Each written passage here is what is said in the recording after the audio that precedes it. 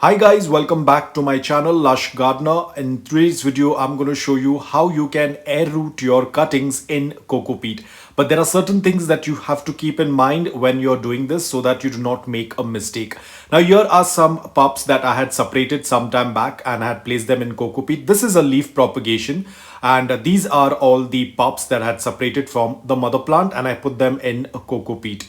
So I had taken the pups from this mother plant probably a week and a half back. You can see this is the spot where there were a couple of pups. So I had taken around 3 pups from this mother plant and one is a different pup. I will put the names on the screen so you'll get a better idea. Now, the most important thing is after you have calloused, you can go ahead and put the cuttings in Cocopeat. But you have to ensure that the Cocopeat is completely bone dry. Do not water the Cocopeat at any point because these pups do not have, these cuttings do not have any roots. We are just leaving them in this Cocopeat in order for them to put out roots. Now, it's been a couple of days, so I will be checking if there are any roots or not. So this is the first one. And if I'm going to just turn it around and check, you will be able to see that there are very small little roots present on it. They are not very huge, but they are very tiny. So I'll try to focus on it. As you can see, small little roots, not huge roots, but it's absolutely okay. It's ready to be put in the next soil mix. So this is another one.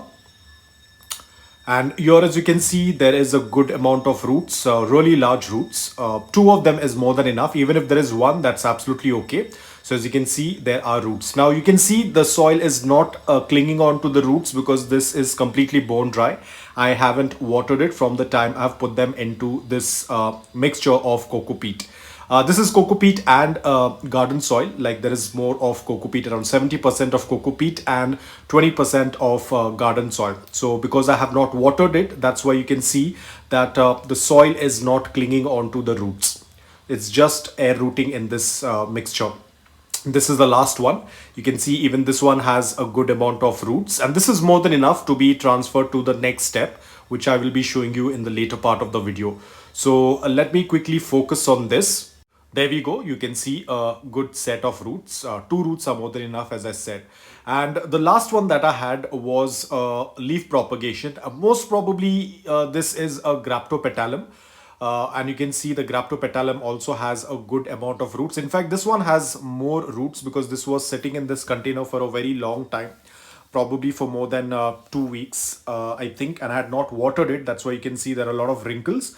So any which way it's going to do quite well. The mother leaf was separated. So this is the Cocopeat. You can see it's completely dry even at this point of time.